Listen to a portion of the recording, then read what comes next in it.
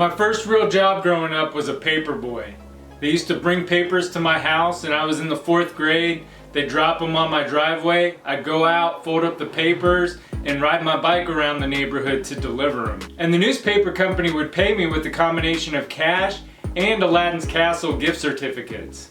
And although we're not covering it today, I do have a game, Pac-Man 2: The New Adventures, that actually has Aladdin's Castle's gift certificates in it. And for whatever reason, my copy actually has 2 of them. And here's a closer look at that. So at the beginning of the quest, I told you that I never had a Super Nintendo growing up. And after playing one of the games today for this episode, it reminded me of that job and it reminded me of Aladdin's Castle. And I remember taking my gift certificates and all the money I made from the paper route and spending it almost all at Aladdin's Castle. I probably went in and bought some regular toys or something, and I can't figure out why in the world I wouldn't have saved my money up for a Super Nintendo. Being in 1996, you know, they might have been a little bit cheaper by then. But then again, I don't ever remember playing the Super Nintendo until 1997 when we moved to West Virginia and I had a friend with the Super Nintendo. And I think that's the first time I ever saw one. So it's quite possible for all those years I didn't even know the Super Nintendo existed. And I was just content with my NES anyway. And being that I saw my first Super Nintendo in 1997, the N64 had already been released. And I didn't know the N64 existed until at least 1998 or 1999. So I missed out on a lot of memories not growing up with the Super Nintendo. And that's why I'm trying to play catch up now. With that being said, today we have 4 more games that we'll be adding to the collection. Let's check them out.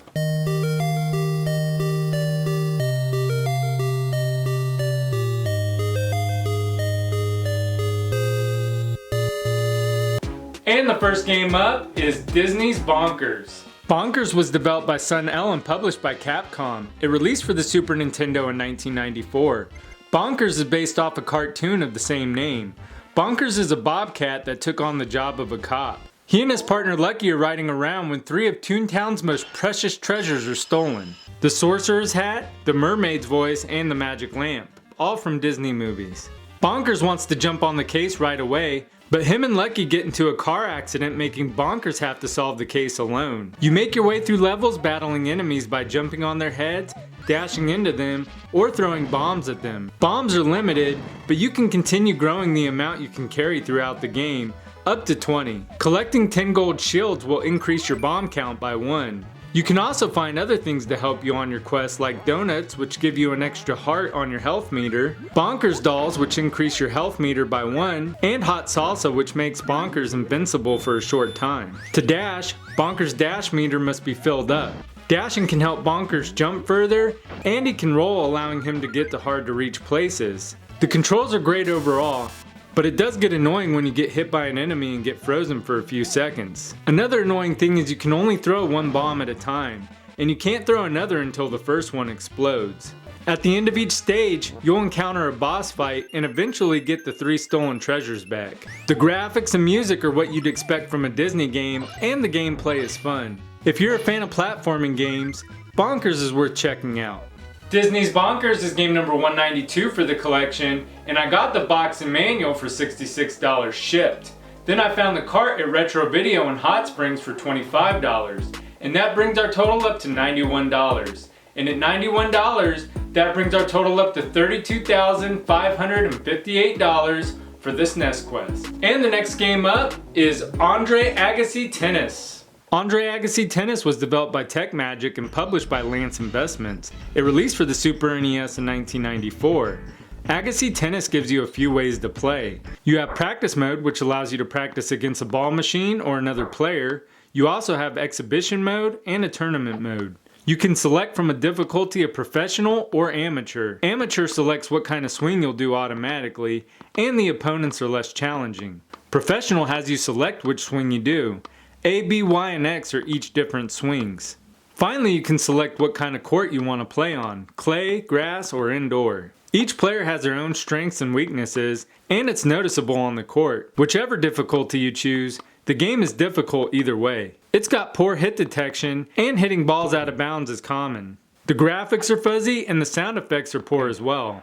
It doesn't sound much like tennis when you're playing, and there's no music. One thing that's nice is you can hold select and press start to quit a game if you're getting stomped. Andre Agassi Tennis is a difficult game to master. There are better tennis games to choose from on the SNES. Andre Agassi Tennis is game number 193 for the collection, and it cost me $41 shipped, which is a really good deal for this game. And at $41, that brings our total up to $32,599 for the Super NES Complete in Box Quest. And the next game up is Paperboy 2. Paperboy 2 was developed by Tengen and published by Mindscape. It was delivered to the SNES in 1991. A game I grew up with on the NES was Paperboy. I loved the game despite not being able to get very far in it.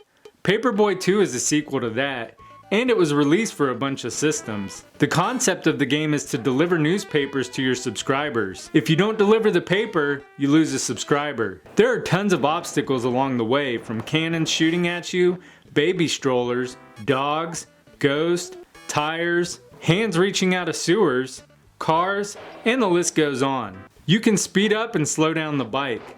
The bike turns really jagged, so lining up with the ramps and controlling it can take some time getting used to. You can also hit things in the game for points, and you can make the paper if you take out a robber or graffiti artist. A big difference between this game and the first one is you can play as a paper boy or paper girl, and you deliver to both sides of the street. At the end of each level, there is a bonus round.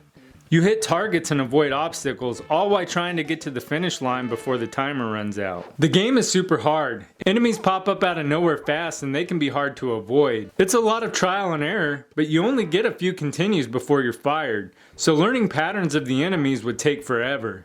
If I'm honest, I enjoy the original Paperboy on the NES more than this game, probably because of nostalgia. However, Paperboy 2 is cheap and easy to find, so it's worth picking up and giving a try. Paperboy 2 is game number 194 for the collection, and it cost me $27 shipped. And at $27, that brings our total up to $32,626 for the SNES Quest. Last but not least is Super Turrican. Super Turrican was developed by Factor 5 and published by Sega. It released for the Super Nintendo in 1993. The ruler of all darkness in the galaxy, also known as the Evil Machine, has taken over the planet Catechus. So you, as part of the Freedom Forces fighters, gear up in Turrican assault suits to save them. Your Turrican assault suit is loaded with weapons. You have a spread shot, bouncing weapon, laser, freeze attack, smart line that can clear all enemies on the screen, and you can even roll up in a ball and drop mines. It's a blast! We've already covered Super Turrican 2, but the first game doesn't disappoint. The levels are loaded with detail and the music is excellent. The controls are actually a little bit better than the second game, and it's easier as well. The only issue I have with the game is you can only shoot forward, and some of the jumps can be a nuisance in a couple levels. The one thing I did like a little more about Super Turrican 2 is you had a grappling arm that allowed you to swing from platforms and scale walls. That not being present in this game doesn't hurt it too much. In fact, I like this game a little more than the second one. Both Super Turrican and Super Turrican 2 are great games, and you can't really go wrong with either one. Super Turrican is game number 195 for the collection, and I have $150 in trade for it. And at $150, that brings our total up to $32,776 for the Super Nintendo Complete in Box Quest. Let's get these games on the shelf.